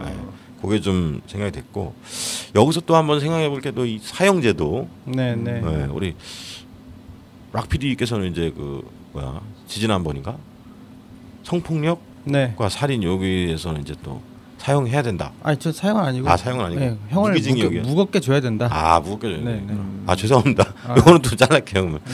아무튼 여기서 보면 인간이 인간을 판단하는 데 있어서 얼마나 이 공정하지 않고 오판할 수 있는지도 물론 이제 살인을 하게 됐지만 이것을 똑같이 이 양반을 쉘마를 목매다는 것이 이것이 그러면 이제 이에는 이, 눈에는 이로 그것이 과연 이제 균형 감각이고 정의로운 것이고 이런 건지 하는 그 물음을 또 생각을 한번 해보게 됐습니다. 그 셀마가 이제 사형장으로 가는 과정에서 교도관 여자 교도관이 그 부축하잖아요. 그렇죠. 괜찮아. 이 사람은 눈이 안 보인다는 얘기도 하고 같이 그렇죠. 부축하면서 걸어가는 장면이 있잖아요. 그 대목이 진짜 슬프죠. 그 교도관은 셀마가 사람을 죽일 수 있는 사람이 아니라는 걸 아는 거잖아요. 그렇죠. 하지만 사법이라고 하는 그 법에 의해서 판결이 난 거를 뒤집을 방법은 없어요. 맞아요. 근데 그렇게 해서 죽게 되는데 예전에 이제 그린마일이라고 하는 이제 뒤집을 기회가 여기서는 한 번 있었는데 자기가 또 스스로 그쵸. 포기하죠. 안타깝죠. 거기서 이제 까트리나 드니브 그 역을 맡았던 여자가 그런 얘기 하잖아요. 너의 자식에게는 엄마가 필요한 거지 지금 눈을 뜨는 게 중요한 게 아니다라고 하는데 그 여자는 이미 안 보이는 상황인 거죠. 더 이상 아이에게 밝은 세상을 그 외엔 다시 그 돈을 버는 것이 불가능하다는 거죠. 굉장히 그렇죠. 현실적인 모습인 거거든요. 그러니까 이제 선택을 하고 유전으로 아이가 눈이 안 보일 거 알면서 왜 아이를 낳았어? 그렇죠. 한번 안아보고 싶었다는 거죠. 그렇죠. 그러니까 이 여자의 저는 저 어렸을 적 시절이 굉장히 불우했을 거라는 생각이 드는 거죠. 불우했을 굉장히 그 과정은 안 나오죠. 안 나오죠. 안 나오지만 그렇게 되게 불우했을 것 같다는 거죠. 그러니까 엄마한테 한 번도 안겨보지 못했던 기억이라든지 그렇죠. 아니면 뭐 하여튼 여러 가지 그런 모습이 있었을 것 같다는 생각이 들고요. 그러네요. 무슨 얘기가 저도 저희 어머님한테 저희가 4남매거든요. 네. 근데 제가 이제 산동네에서 한 23년간 포사식 화장실 있는 데까지 살아봤지 않습니까? 이렇게 병깨기하고 쓰레기장 뒤지면서 살고 이랬는데, 그렇죠. 그래서 이제 중간중간 어머니한테 아이고 어려운 살림에 사남매나 나서 뭐 이렇게 그랬어 이런 멘트를 제가 날린 적이 있었죠. 근데 그게 또 아픔으로 다가왔을 그죠 어머님한테는. 그렇죠. 네, 그런 생각이 들고. 왜 그러셨어요? 그때는 좀 어렸었던 것 같아요. 아니다 커서도 그렇게 얘기했나? 아까 전에 그린마일 얘기하다가 그린마일 얘기하다가 제가 이제 그린마일도 되게 좋아하는 영화 중에 하나인데 그것도 약간 판타지잖아요. 모든 병을 다 고치는 그렇죠. 그 사람은 되게 악인인데 그때는 되게 좋은 역할로 나와서 좀 특이한 케이스인데 거기서도 이제 그 톰 행크스가 그 사형장들만 관리하는 그런 교도관이에요. 근데 이제 그 어떤 사람들에 따라서 정말 악인이지만 끝까지 자기 악인의 어떤 모습을 버리지 않는 사람도 있고 악인이었지만 진짜 마음속 깊은 곳에부터 반성하고 착한 사람으로 되는 사람들도 있고 이 사람은 죄를 짓지 않았음에도 불구하고 죽을 수밖에 없는 상황도 있고 이제 그런 걸 되게 잘 그리거든요. 그런 모습 보면서 이제 이 영화 보면서 그때 그 그린마일이 좀 떠오르더라고요. 그리고 또 공지영 소설을 영화한 우리들의 행복한 시간인가? 차도남 정우성 원조라면 이 양반이 또 누구지? 목소리에서 주연하신 분 잘생긴 꼬미남. 목소리요? 이렇게 또 이렇게 유명 배우들이 생각이 안 나. 전 그 영화 못 봤습니다. 그래 거기서도 이제 사형제도를 다루고 있는데. 참. 강동원. 강동원. 네네네네. 청취자 여러분 죄송합니다. 강동원을. 아이패드가 죽어가지고 이것도 되게 슬프게 나오죠. 그리고 그렇게 자기 아들의 쉘마도 그렇고 쉘마가 자기 아들의 눈을 띄우기 위해서 자기가 죽음을 스스로 선택한 거잖아요. 막판에 뒤집을 수 있었는데도 그러면서도 그 사형장 입구에 발이 안 떨어지고 그리고 교수대 앞에서 서질 못하죠. 쓸 수가 없죠. 그 다리가 풀리는데. 그러니까 그 죽음 직전의 그 모습을 죽음을 앞두는 사람의 모습을 대단히 적나라하게 잘 표현하시더라고요. 리얼하게. 표현했어요. 그래서 보조기구를 써서 서질 못하니까 사람이 그 목을 매다는 이런 장면들이 나오는데 끔찍하면서도 근데 이 감독은 그 뭐야 이렇게 어려운 사람들의 목숨까지도 버리냐 이렇게 뭐 안티크라이스트도 그렇고 보면 이렇게 신이 있는가 그 이런 물음을 던지는 양반인 것 같아요. 한편으로는 뭐 이게 사실 공정하냐 이러면서. 근데 그 셀마 같은 경우는 제 느낌은 그 사람이 이제 그 결국은 외국 노동자잖아요. 그렇죠. 이주 노동자죠. 이주 노동자인데 이주 노동자이기 때문에 죽은 것 같아요. 그렇죠. 기존의 백인들이 돌아가는 시스템 안에서 넌 이 정도 걸 했으면 넌 죽어야 된다. 그렇죠. 라는 그런 식의 그렇죠. 판결이었던 것 같아요. 만약에 이게 똑같은 검사의 멘트도 그런 게 나오죠. 백인이었다면 죽지는 않았을 것 같다는 생각이 드는데 너는 바보 같고 거기다가 경찰관을 죽였고 그러니까 텍스트로만 보면 경찰관을 죽였고 한 발을 쏜 것도 아니고 여러 발 쐈고 거기다 또 얼굴을 또 가격을 했고 이렇기 때문에 너는 무조건 죽어야 된다라는 그 기본적인 전제를 깔고서는 했기 때문에 죽은 거라고 생각이 들거든요. 제가 미국 법을 자세히 들여다본 건 아닙니다만은 영화 속에서 본 걸로 보면 1급 살인은 의도하고 계획한 살인이고 그것이 이제 사형감이고 불가피한 뭐 정당방위나 의도하지 않았던 살인 이런 것들이 이제 뭐 2, 3급 살인 이렇게 돼서 사형까지는 안 받거든요. 근데 사실 요 영화에서는 1급 살인까지는 아니죠. 현행 미국법으로 봐도 그죠? 정당방위였고 이런 건데 그렇죠. 사형이 언도가 됐죠. 그러면서 그 검사의 멘트 중에 이런 게 나오죠. 건방지게 공산주의자가 여기 와가지고 그러니까 너를 따뜻하게 이렇게 우리들이 감싸주고 배려해주고 이랬는데 네가 감히 배은망덕하게 이럴 수가 있냐? 이거죠. 괘씸죄죠. 거기다 괘씸죄가 더 얹어진 거죠. 사형까지. 그 일본 영화 그래도 내가 하지 않았어라고 하는 영화가 있어요. 보셨나요? 봤어요. 거기서도 보면 그 죄를 그냥 단순이라고 말씀드리긴 좀 그렇네요. 성희롱 사건에 이제 용의자로 지목이 되잖아요. 그 지목이 되는데 그 사람이 만약에 그걸 인정하면 훈방해요. 벌금 한 3천 우리나라 돈으로 한 3만 원? 그렇죠. 3만 원에서 뭐 3,000엔 정도니까 3만 원 그 정도 내면 되는 거예요. 근데 이 사람은 아니라고 우겨서 2년 가까이 빵에서 살잖아요. 그렇죠. 그리고 이제 나중에 물론 이제 그 다시 이제 그 복권이 돼서 나오긴 합니다만 실화를 이제 바탕으로 한 거고. 근데 거기서도 보면 그런 게 있어요. 괘씸죄가 있거든요. 이 자식이 말이야, 우리가 이렇게까지 하는데 너 뭐야? 너 뭐 이제 이런 부분이 있거든요. 그렇죠. 그러니까 아까도 말씀드렸던 것처럼 이 사법제도라고 하는 것이 죄인이 아니더라도 죄인으로 몰리는 경우가 있고, 그렇죠. 뭐 또 그런 부분이 있잖아요. 실제로 죄가 아니라는 게 나중에 밝혀져도 재판관은 굉장히 신성시대잖아요. 한 번 뱉은 거는 뭐 번복이 안 되는 거잖아요. 지들이 뭔데? 그렇죠. 지들이 뭔데? 뭐 그런 거잖아요. 그래서 그런 거 보면서도 또 그런 생각도 좀 났어요. 법정에 가보신 적이 있으신가요? 법정에? 예? 개인으로 출석해 본 건 아니고, 저는 이제 그 법정에 가셔야 되는 분을 모시고 이제 간 적이 뭐 2번 있는데 영화에서처럼 이렇게 드라마틱하게 검사와 변호사의 갑론을박이 이어지지 않아요. 그렇죠. 그냥 소리만 보다가 그냥 넘어가는 거잖아요. 있고 이렇게 지나가는 거기 때문에 이 공감이 되더라고요. 특히 그리고 저도 저 아시는 분 이렇게 모시고 갔다가 진 적이 있는데 행정소송에서. 그러셨어요? 그때 이제 국선 변호인께서 해주셨는데 그냥 읽는 거예요. 뭐 그러셨습니까? 예. 이러고 이렇게 서 있지도 못해요. 감히. 영화에서 보면 이렇게 변호사 검사가 막 이렇게 왔다 갔다 이렇게 하잖아요.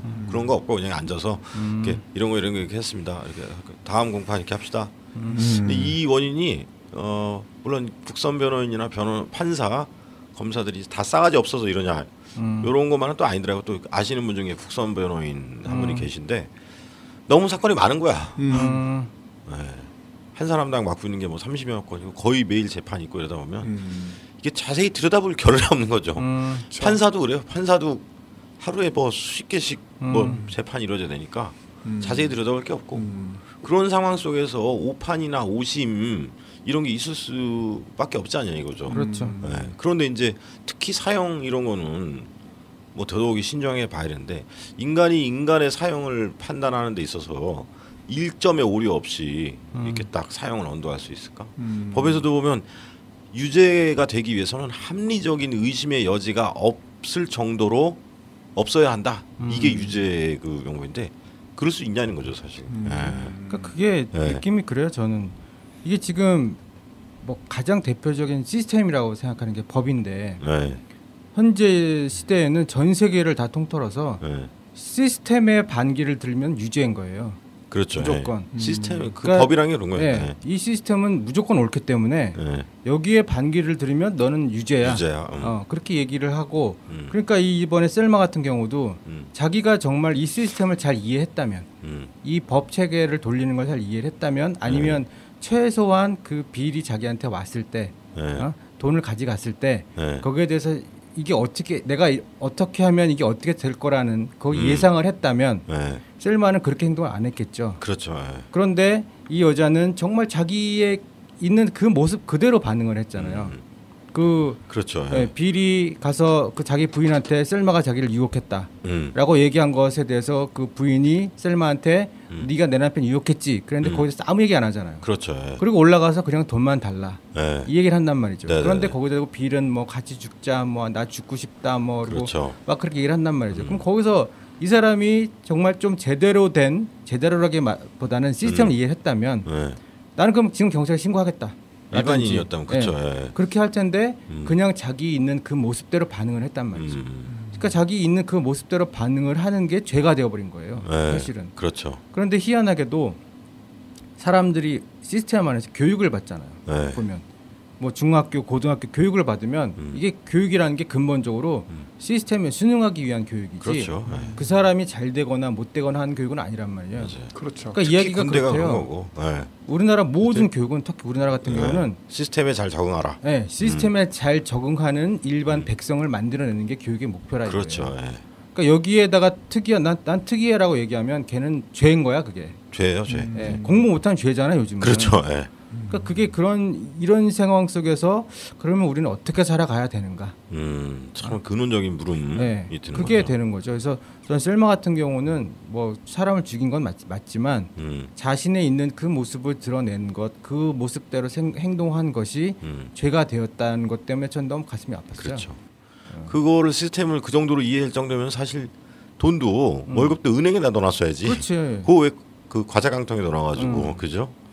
은행도 아니 제가 생각할 때 셀마가 마이크 허리가 아파서 자리를 옮겼더니 의자가 삐뚤어져가지고요. 그러셨군요. 고생하셨어요. 그러게요. 셀마가 빌과 빌이 이제 셀마의 돈 훔치잖아요. 근데 셀마가 그걸 경찰에다 신고하더라도 셀마의 말을 믿어줄 사람은 거의 없다. 그렇죠. 그리고 빌은 또 경찰이잖아요. 빌도 또 경찰이죠. 경찰이기 때문에 일단은 자기야 동료와 그다음에 뭐 그 배경이 또 1960년도잖아요. 그렇죠. 뭐 이주 노동자와의 말의 발언권의 차이 이런 게 좀 클 것 같고요. 그러니까 셀마가 은행에 가지 않은 이유도 저는 그런 부분이 일정 부분 있을 거라는 생각이 들어요. 못 믿는 거지. 그렇죠. 뭐 못 믿을 수도 있고요. 그다음에 또 하나는 지금 제가 이제 이 영화를 5년 전에 본 거여서 잘 내용을 몰라서 막 이제 긴가민가 하는 거예요. 그래서 이제 뭐 영화 볼 시간이 안 되니까 뮤지컬 부분만 다운 받고 이제 그 블로그를 찾으면서 대충 내용을 좀 익히려고 쭉 찾다 보니까 대부분의 블로그는 이제 그런 얘기를 하더라고요. 모성애.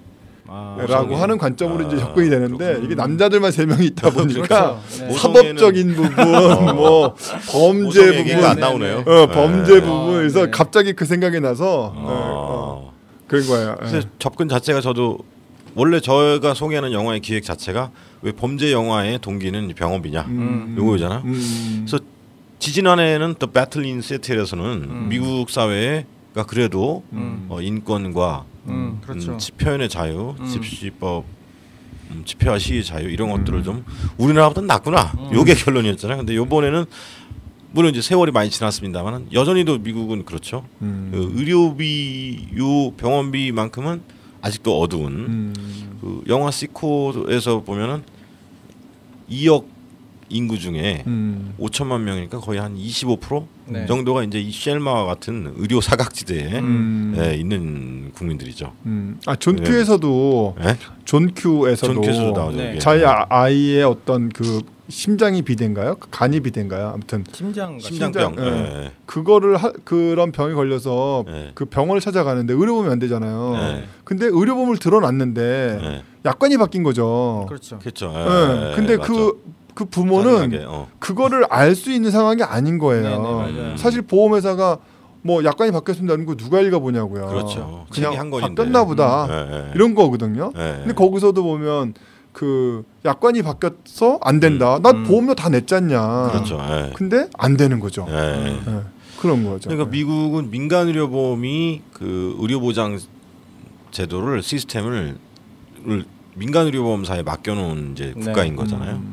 근데 궁금한 거는 캐나다는 그렇지 않단 말이죠. 우리처럼 이제 국민건강보험과 같은 공적 보험이 시스템을 유지하고 있고 거의 모든 국민이 이제 뭐 치과나 미용 성형 이런 걸 제외하고는 이제 거의 무상의료에 가까운 수준이란 말이죠. 캐나다하고 미국이 전적으로 다르죠. 네네. 근데 둘 다 보면은 역사가 비슷해요. 앵글로색슨족들이 인디안 한 수천만 명을 까고 그 아메리카들이 위아래로 이렇게 시작했는데 전혀 다른 시스템을 가져왔다는 거죠. 요게 이제 그 보건의료계 계신 분들은 대단한 이 연구 과제입니다. 어떻게 이런 같은 민족에다가 같은 뿔이 다른 상황을 연출하게 됐을까? 요게 이제 그 근데 뭐 그거는 그 저 역사의 문제가 좀 있지 않나요? 그렇죠. 여러 가지 요인이 있는데 그 캐나다 같은 경우는 거의 반은 또 프랑스 말을 쓰잖아요. 퀘벡 쪽은 그렇죠. 네. 그쪽 그러니까 인구도 많이 유입됐죠. 반은 그런데다가 그 극명한 대비를 보여주는 게 그 똑같은 마이클 무어 감독의 볼링 포 콜럼바인이라는 그 영화가 있어요. 그 애들이 총기 사고로 죽은 것 같고 본 것 같은데. 근데 그 사람이 얘기하는 게 그 디트로이트인가 거기 하여튼 캐나다와 미국의 국경지대에 두 마을을 찾아갔어요. 그래갖고 찾아가서 미국에 갔었던 사람들한테 뒤져보니까 총기 사고에 대한 대비를 너무 자기네들이 스스로 하고 있는 거예요. 총을 들고 다닌다든지 집집마다 총기가 있다든지. 근데 강 하나 건너서 캐나다에 가봤더니 총을 갖고 있는 사람이 거의 없어. 그래갖고 여기 불안하지 않아요? 그랬더니 왜 불안해요? 우리는 뭐 경찰도 있고 뭐 그렇게 얘기를 한단 말이죠. 그러니까 이 마이클 무어가 딱 한 게 미국은 불안으로 돌아가는 사회다. 그렇죠. 불안을 조장해서 불안으로 경제를 부흥하는. 불안으로 조장을 해서 상대방이 날 쏠지도 모른다는 그러한 그 생각을 국민들한테 막 주입을 시켰단 말이죠. 그러니까 미국 사람들은 그 불안의 대비 때문에 총을 갖고 또는 보험을 들고 그렇다는 거예요. 그래서 보면 그 시코 같은 경우도 보면 국경을 건너서 캐나다에서 약 사 먹고 그렇죠. 오죠. 하잖아요. 그렇죠. 근데 이제 그 마이클 무어는 그러면서 그 불안을 조장한 원흉이 부시다. 부시. 뭐 그렇게 얘기를 하고 있는데 어쨌든 그런 거. 부시 이전에도 그랬죠. 네. 근데 보면 그 불안을 조장을 하면 그 보험이나 또는 총기나 그렇죠. 그런 것에 대해서는 민감할 수밖에 없어요. 나도 가져야 되지 않나 그런 생각. 총과 사범이 사실 불안으로 먹고 사는 그 업계죠. 저처럼 신문 배달하는 업계가 아니고. 그래서 우리 전 대통령께서도 보면 불안을 엄청 조장을 하셨잖아요. 그러셨죠. 불안. 그렇죠. 우리 사회도 지금 그렇게 가고 있죠. 불안이 가장 큰 원동력이에요. 사회를 돌리는. 최근 오바마 정부에서도 총격 사건이 여러 건 발생했죠. 그래서 총격 사건이 나는데 총기 업계에서는 오히려 대책을 내놓는 게 그러면은 학교에 있는 선생님들도 총을 갖게 하자. 그래서 오히려 그렇죠. 그런 식으로 이제 더 총을 팔자. 이게 총기 사건의 대안이 되는 거죠. 그러니까 로비스트들이 문제예요. 아무튼 이 돌아가는 시스템이 개인들의 삶 속에서 얼만큼 개인들이 삶을 버겁게 만드는지 그렇죠. 그런 것들을 한번 생각해봤습니다. 그 우리 방송을 재밌게 들어주시는 녹색당 그렇죠. 인천 녹색당 당원분이 고맙습니다. 방송을 고맙습니다. 재밌게 들어주신다는 얘기를 풍문으로 들었어요. 리뷰가 있었고 한번 출연해 달라. 풍문으로 들었어. 메일 주시고 정답 맞춰드리면 잘 모시겠습니다. 아무튼 뭐 그 이유 때문에 그런 건 아니지만 아무튼 그런 요인이 있지 않았겠나. 알겠습니다. 오늘은 뭐 이 어둠 속의 댄서. 굉장히 보면서 가슴이 절절하게 아팠던 그런 영화였습니다. 그래서 평점을 매기신다면 저도 한 저는 뭐 내용이 뭐 이렇게 줄거리를 이해하기가 어렵지 네. 않고 이런 점에서 이제 좋게 보는데 다만 제가 뮤지컬 영화에 아직 적응을 잘 못하고 있는 것 같아요. 그래서 뭐 4.5 이렇게까지는 아니고 4점. 4점. 네. 제가 이제 문제지. 아도니스님의 그 뮤지컬 영화의 어떤 저걸 위해서 알레르기. 좀 친숙해지는 걸 위해서 내가 한번 인도 특집을 한번 해야 네. 아니 제가 뮤직을 싫어하는 건 아니에요. 제가 한때 래퍼였기도 하고 그렇죠. 이러기 때문에 장르가 좀 이렇게 좀 생소하지 않나 이런 거였습니다. 송사망님 하지만 대단히 의미 있는 영화였습니다. 저는 이 영화 이런 무거운 영화를 좋아하지는 않습니다만 이 영화는 제가 개인적으로 뭐 이렇게 좋아하는 영화일 수 있어요. 그러니까 뭐 뮤지컬 장르를 제가 좋아하는 것도 있고요. 근데 이 뮤지컬 장르치고는 상당히 무겁잖아요. 그렇죠. 보통의 뮤지컬 장르들은 좀 이렇게 그렇게 무거운 장르가 별로 없는데 얘는 좀 무겁죠. 그리고 일단은 그 셀마의 어떤 그 너무 아름다워요. 그게 이제 일반적인 기준의 아름다움과는 좀 거리가 있습니다만 셀마가 너무 아름다워요. 그리고 그 사람의 마음이 너무 마음에 와닿는 거죠. 그리고 셀마의 노래는 저는 이게 아주 시간이 아주 많이 흐른 뒤에도 뭐 우리가 일명 명작이라고 하는 영화들 있잖아요. 이제 이런 식으로 남을 영화 가능성이 높다라고 저는 생각을 합니다. 그래서 셀마의 물론 그게 이제 한 번밖에 영화에 출연하지 않았습니다. 비오크가.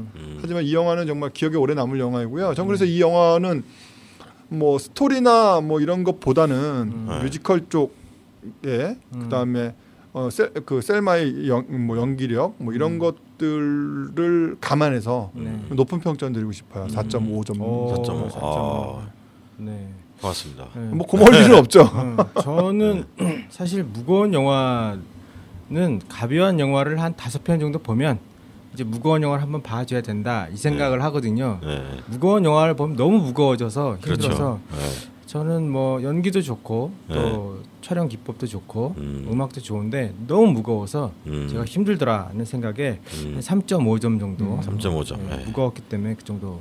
사람이 너무 무거운 거 보면 좀 우울해져요. 그래서 제가 다음번 영화를 제가 준비를 해야 되는데 유쾌한 영화로 무거운 영화를 제가 골랐어요. 또요? 그러다가 안 되겠더라고. 다 보고 나서 그래서 조금 시원하고 무거운 영화도 알려주시고요. 가벼운 영화도 알려주시면 저희가 골라보면 어떨까요? 그럴까요? 뭐 그럴 수도 있죠. 무거운 영화는 그 요즘 지금 개봉하고 있는 더 빅 픽처, 큰 그림. 큰 그림. 이게 또 지금 현재 개봉하고 있는데 전국에서 3군데밖에 상영을 안 하고 서울에서는 딱 한 군데 상영한대요. 어디인가요? 영등포에 있는 뭐 시내 어쩌고. 그렇군요. 거기서 촬영하고 있어요. 에릭 라티고 감독인가 뭐 하여튼 그렇대요. 그래서 또 근데 이게 희한한 게 한 군데밖에 상영을 안 하기 때문에 다운도 가능해요. 네이버에서. 다운 받아서 보시면 될 것 같고 가기 힘드시면. 그 빅픽처라는 이게 더글라스 케네디라는 그 사람이 쓴 원작 소설이 있어요. 근데 뭐 이게 또 그 외도와 또 살인과 그다음에 또 그 사람의 인생을 살아가는 어떤 남자와 이런 이야기래요. 그런 이야기인데 굉장히 인기 있는 소설이었고 어떤 프랑스 여기도 까트린 드니비가 나오고 또 로망 뒤니스라는 그 시간만 요즘 그 프랑스에서 완전 뜨는 남자 배우가 주인공이라고 얘기를 하더라고요. 그래서 이걸 할까 했는데 그 어둠 속의 댄서가 너무 무거워서 또 하나 제가 갖고 있는 건 아까 얼핏 말씀드렸던 장 마크바가 나오는 그 그랑부르라는 영화. 그랑부르. 이 영화는 완전 바다 얘기거든요. 여름에 시원한 바다. 그렇네요. 눈이 부신 바다 이야기라서 또 휴가 좀 가셔야 되는데. 그래서 바다 이야기를 해서 그랑부르를 할까 아니면 더 빅 픽처라는 영화를 할까 지금 고민하고 있습니다만 둘 다 안 보는 영화네요. 전 그래서 그랑부르를 했으면 좋겠다는 생각이 들어요. 너무 이번에 무거웠기 때문에 여름 휴가에 바다 한번 다녀오시라고 그렇죠. 제가 지중해를 선물로 한번 드리도록 하겠습니다. 네, 알겠습니다. 사실 저는 빅픽처도 좀 땡겨요. 왜냐하면 그렇죠. 이게 이제 신작 영화이기도 하고. 빅픽처 한번 하세요 그러면. 저 싫어요. 저는 다음에 인도 특집 할 거예요. 그러실 거예요. 인도 특집. 아도니스님을 위해서 고문이네요 저한테는. 그죠? 뭐 타인을 고문은 저의 행복이기 때문에. 아무튼 그럼 전 다음 주에 그랑부르로 오래간만에. 이 영화 본 지가 정말 오래된 것 같아서 지금 기억 하나도 안 나요. 88년 9년. 저는 안 본 것 같아요. 그때쯤 나온 영화인데 파란 바다에. 왜 안 봤지? 네, 제가 이 영화를 본 거 극장에서 봤거든요. 근데 이 영화가 대한극장에선가 했는데 그때 그 당시에는 멀티플렉스가 없었던 시대잖아요. 88년. 아, 그렇죠. 네, 그러니까 보통 영화가 하나 딱 걸리고 그 다음에 예고편 영화들이 걸리잖아요. 네. 근데 이 영화가 예고편이 걸린 영화가 뭐였냐면 늑대와의 주물이었던 거예요. 그러니까 앞에 늑대와 주물이 엄청나게 장기 상영을 하니까 이 영화는 계속해서 예고편으로만 계속 나오는 거죠. 밀리는 거네요, 계속. 네, 계속 밀려서 언제 개봉할지 모르는 영화였는데 제가 그냥 늑대와 주물 2번을 봤거든요. 리포트 때문에 한번 보고 한 번은 또 뭐 친구들이랑 같이 봤는데. 그냥 그 예고편이 너무 골 때리는 거예요. 어떤 사람이 잠수복을 입고선 그 잠수 안경 있잖아요. 이거 쓰고 화면 가득 빡 나와요. 저게 무슨 영화야 그러고 있다가 나중에 그 한다길래 가서 딱 봤더니 그냥 제 인생을 완전 흔들어놨어요. 이 영화가 너무 좋더라고요. 진로를 바꾸신 거예요? 진로라기보다는 삶의 태도를 바꿔놨죠. 삶의 태도를 바꿔놨고 그 삶의 태도를 바꿔놨기 때문에 제 아내가 힘들어지는 그런. 그래요? 그런 영화가 되었습니다. 이게 전혀 기억이 내가 봤거든요, 이 영화. 네네. 근데 지금 이 스토리가 전혀 기억이 안 나요. 이게 진짜 오래돼서 한 30년, 20년 정도 됐네. 제가 우리 어플 중에 왓챠라고 하는 어플이 있어요. 왓챠라고 하는 어플이 있는데 왓챠. 자기가 본 영화들의 평점을 매길 수 있어요. 그러면 내가 높게 준 평점들의 영화 장르들을 계산해서 나한테 볼만한 영화들을 추천해주는 그런 어플이에요. 그 영화를 지금 제가 이렇게 체크했더니 한 900편 정도 체크를 했거든요. 와, 대단하시네요. 네, 근데 이제 과거에 봤던 영화들, 근데 그런 영화들은 이제 이런 그랑브르 같은 경우는 생각이 안 나기 때문에 쓸 수가 없는 거예요. 평점을 매길 수가 없는 거예요. 그래서 그런 영화들을 제거하고도 그런 어플이 있어요. 그래서 영화 추천할 때 자기 어떤 영화를 보면 좋을지 이런 것도 판단하실 때 왓챠라고 하는 프로그램 한번 이용해 보시는 괜찮네요. 것도 물론 거기서 제가 뭘 받는 건 아닙니다. 그러세요? 좀 받으면 좋을 텐데. 그러게요. 저도 먹고 살았으면 좋겠어요. 그런 걸로. 네, 아무튼 오늘 또 어둠 속의 댄서라는 그 좋은 영화를 보면서 여러 가지 얘기를 좀 해봤습니다. 네, 저희들 또 지난번에 내드렸던 퀴즈 아직까지 유효하니까요. 많이 보내주시고 녹색당 여러분 많이 지지해주시기 바랍니다. 네, 그럼 우리 메일 소개 좀 해주시죠. 아도니스께서. 저희 퀴즈 정답은 투도봉엔 @gmail.com입니다. 도봉할 때 DOBONG 거기다가 N은 할 때 네트워크의 N 투도봉엔 gmail.com으로 보내주시면 되겠습니다. 그리고 이 업데이트 소식을 가장 빨리 아시는 방법은 이제 트위터가 있거든요. 도봉엔 트위터. 그렇죠. 그쪽으로 올라가니까 트위터도 한번 말씀을 해주시죠. 트위터도 twitter.com이죠. 그게 그냥 골뱅이 투도봉엔입니다. 마찬가지입니다. TODOBONGN 트위터 이쪽으로 멘션과 리트윗도 많이 부탁드리겠습니다. 그렇게 보내주시면 고맙겠습니다. 네, 저희는 영화를 보면서 또 세상 살아가는 이야기, 또 여러 가지 세상에 대한 이야기, 또 개인에 대한 얘기들을 하는데 이번에 우리 어둠 속의 댄서를 보면서 우리들은 이 시스템 속에서 어떻게 살아가야 되는지 또는 이 시스템을 어떻게 이해해야 되는지 또 나의 갈 길은 어떤 것인지에 대한 생각들을 한번 해봤습니다. 아무튼 우리는 의료비 때문에 더 이상 슬퍼지는 일이 없는 그런 세상이 되었으면 좋겠습니다. 저도 주어진 길 한 30년 주어진 길만 쭉 살아왔지 않았습니까? 뒤늦게 바람 들어서 이렇게 신문 배달하고 어렵게 살고 있는데 고소득이라면서 최근에 이제 그렇게 좀 극복이 됐습니다.